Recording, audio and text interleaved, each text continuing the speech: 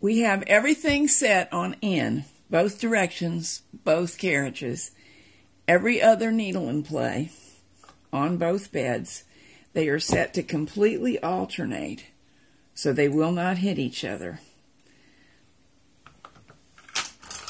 And we're just going to knit some ribbing.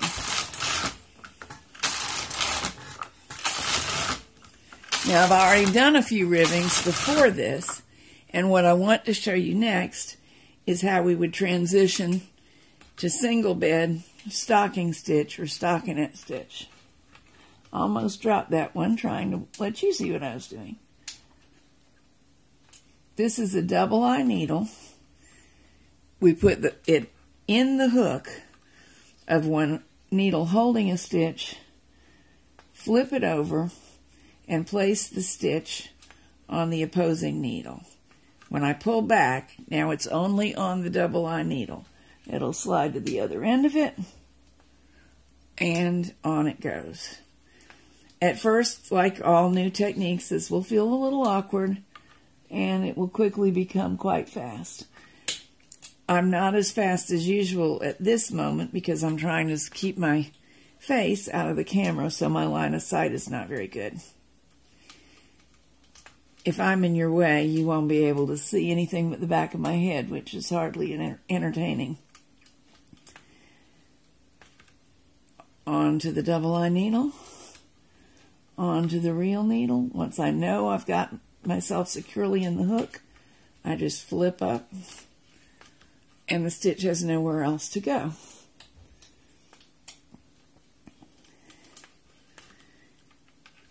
Now at this point, we want to shift back to single bed knitting, or shift to it. We haven't been there yet, so we can't shift back.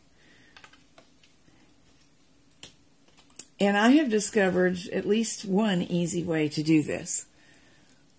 I'm going to reach underneath and go to either end of the bed and undo those wing nuts. I'm reaching right now and left around the camera. The wing nuts that are holding the beds together actually come out quite easily. I'm unscrewing them, and I'm going to just pull the beds apart. Now I have to turn off the camera and move it because the bed's about to hit it. But I'm going to be able to take this one all the way off. And there it is, sitting on the table. Now we're going to continue work just on this one. Let me move you over here where you can see this better.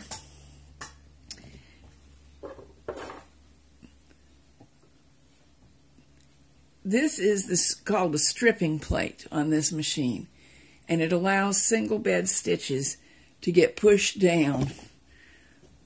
Move this a bit for you. It'll push them into position so they don't want to fly off when we knit. Now let's look at how to stick it onto the carriage. First of all, you need to bring the yarn around it. First time I did it, I did what the manual warned me not to. I trapped the yarn. Plainly, you cannot knit like that. Now it's not trapped, and we can screw it down with these two nuts. They work by hand, no problem. The adjustment is suggested to be about 1/8 of an inch from the bed. I'm a little bit too close. Let me back off. I can tell right now that we'll probably want to vary that 1/8 of an inch with the yarn we're using. Obviously, the thicker the yarn, the more clearance it would need to get the same amount of pressure downward. Here we go. This feels better. For your information, the yarn that I am using is Tam 3-ply Astercryl, and I am knitting it at stitch size 7 on the back bed. I had knitted the ribbing at stitch size 5-5. 5-5 means 5 on the back, 5 on the front. There's the ribbing. My first 2 rows, I had accidentally gone to stitch size 8, which is a little bit loose for this yarn in my opinion, and you can see a slight difference. It's not easy to spot till you're experienced at looking at it. But see, as I raise this up and take the weight off of it, how naughty these stitches act. They try to pop off. The weight stays on to control it, and then with this stripper plate cooperating, we're in business. Now, what do we do if we want to go back to knitting ribbing? Let me pick this other bed up, put it back on, and show you. According to the manual, you really don't have to remove the front bed. You can just bring it out towards yourself. And that is probably true. I had trouble getting enough room for the stripping plate. I'm suspecting it's because I'm really not used to it yet, and that's all. We're going to reconnect the two carriages. This lever does that job. But we still don't have any stitches on here. So we're going to reverse the process that we used to get them all to the back bed. I almost forgot one important thing. The beds don't fit together very well with this stripping plate still attached.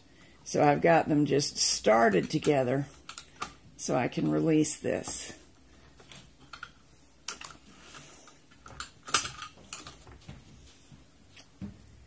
All right, I've transferred the first three that need to come to the front bed over off camera, and we'll continue.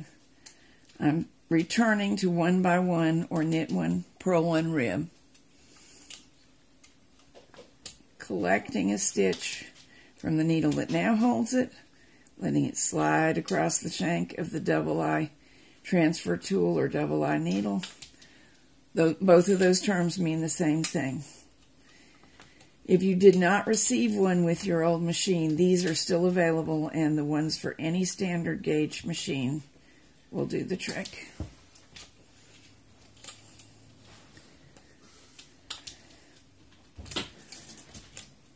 Now remember, we raised the stitch size 2 numbers to knit stocking stitch. Never did so on the front bed because we never knitted stocking stitch on the front bed. But we'll need to lower them, the stitch size on the back bed. Oops, I'm turning the wrong thing. I think that's about right. And if I've remembered everything correctly, we should be able to resume ribbing. I knocked my yarn bowl off, but I've got it fixed now. And here we go.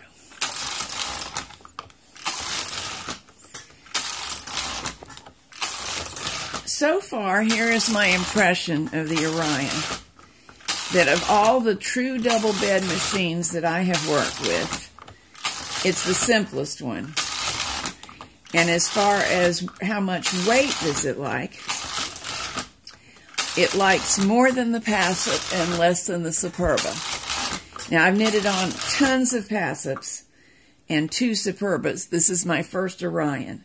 I'm sure you're aware that machines can be individuals, so that statement may not be true across the entire universe of these machines. I'm going to show you one interesting way to bind off in ribbing. I'm going to raise the stitch size on both beds to as high as I can go and knit across. And that one's going to feel funny because we're knitting much bigger loops than usual.